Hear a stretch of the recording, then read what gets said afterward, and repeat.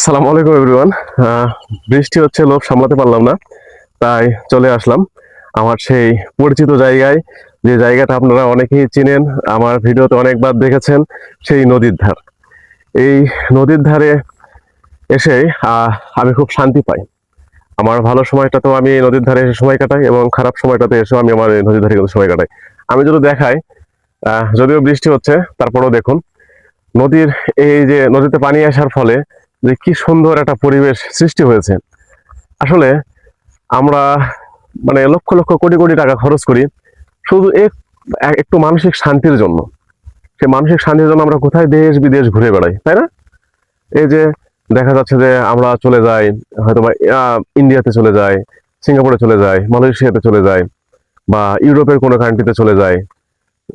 আর যদি বাংলাদেশের মধ্যে যাই তাহলে খাগড়াছড়ি, রাঙামাটি, বান্দরবান, সাজেক, এগুলোতে জায়গাতে যাই। কিন্তু আসলে যাদের আমাদের হয়তোবা অর্থ সম্পদ বা সময় যেটাই হোক থাকে না, তারা কিন্তু আমরা একটু মানসিক শান্তির জন্য একটু নিরিবিলি জায়গা খুঁজি। আর সেই নিরিবিলি জায়গা হচ্ছে আমাদের এই যে রানী নদী। এই রানী নদী আহ উৎপত্তি হয়েছে কিন্তু আত্রাই নদী থেকে। আর এই রানী নদী, এই রানী নদীটার যেখানে উৎপত্তি, সেটা কিন্তু আমার বাড়ির পাশেই। এই জন্য আসলে ছোটবেলা থেকে নদীর ধারেই বড় বড় হয়েছি। এই নদীতে সাঁতার কেটে, এই নদীতেই গোসল করে আমার কিন্তু শৈশব, কৈশোর সবকিছুই কেটেছে। এবং এখনো যখন সময় পাই, তখন কিন্তু এই এখানে এসে, এই নদীতে এসে কিন্তু আনন্দ উল্লাস করি। তো যাদের বাসা নদীর ধারে, তারা কিন্তু এর মানে মজাটা বা এর আনন্দটা কিন্তু বুঝতে পারবে, যে নদীর ধারের পরিবেশটা কেমন হয়, নদীর পরিবেশটা কেমন হয়, এগুলা কিন্তু বুঝতে পারবে। তো যারা আমার আমার কিছু ফলোয়ার্স আছে, সেই ফলোয়ার্স এর মধ্যে অনেকেই বলে যে ভাই, আহ নদীর ধারে যাবো, নদীর ধারে পরিবেশটা কেমন সেগুলো আপনি একটু একটু উঠাই ধরবেন।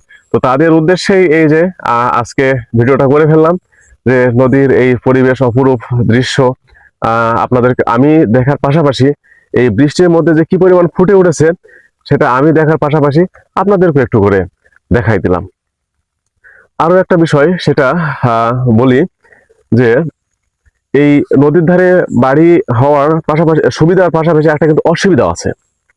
খালি যে প্রকৃতির অপরূপ দৃশ্য দেখি তা নয়, এই নদীর ধারে বাসা হওয়ার পিছনে অসুবিধাটা হচ্ছে, আমাদের গ্রামে কিন্তু প্রচুর ছোট ছোট বাচ্চারা আছে।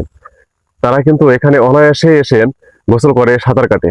এখানে একটা ভয় হচ্ছে যে হুটহাট করেই যদি এই সাঁতার কাটতে গিয়ে যদি একটা দুর্ঘটনা ঘটে যায়, বা নদীতে গোসল করতে আসেই যদি ছোট বাচ্চাটা দুর্ঘটনা ঘটে যায়, এরকম কিন্তু হয়। এরকম কিন্তু হয়, আপনারা অথবা নিউজে দেখেন যে অনেক জায়গায় নদীতে ডুবে এই একটা ঘটনা ঘটে গেল, বা ছোট বাচ্চা নদীতে পড়ে পরলোক গমন করলো। যাক, এরকম কিছু অনেক নিউজ পাওয়া যায়।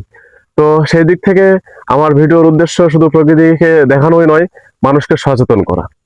তো আমি সেই দিক থেকেই বলবো, যাদের বাসা নদীর ধারে, তারা আপনারা দয়া করে আপনাদের এই সময়, এই বর্ষা মৌসুমে, যেহেতু নদীর পানি এখন বাড়তিছে, এই মৌসুমে আপনারা আপনার বাচ্চা বা ছেলে মেয়েদের খুব সাবধানে রাখবেন। তারা নদীতে আসবে, গোসল করবে, সাঁতার কাটবে, এটা স্বাভাবিক। কিন্তু আপনারা তাদেরকে চোখে চোখে রাখবেন, দেখে শুনে রাখবেন।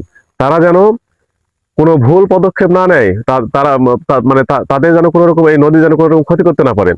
তাদের আনন্দ যেন আনন্দই থাকে, সেটা যেন কখনোই কষ্টে পরিণত না হয়। তো যাই হোক, ভালো থাকুন, সুস্থ থাকুন। আর এই যে যদি আপনারাও এরকম প্রকৃতির অপরূপ দৃশ্য দেখতে চান, তাহলে আত্রাই নদীর পাশেই, আত্রাই নদীর থেকে উৎপত্তি স্থল, সেই রানী নদীর পাশে এই যে এই জায়গাটা এসে ঘুরে যেতে পারেন। এত সুন্দর দৃশ্য, আল্লাহ, মাশাআল্লাহ।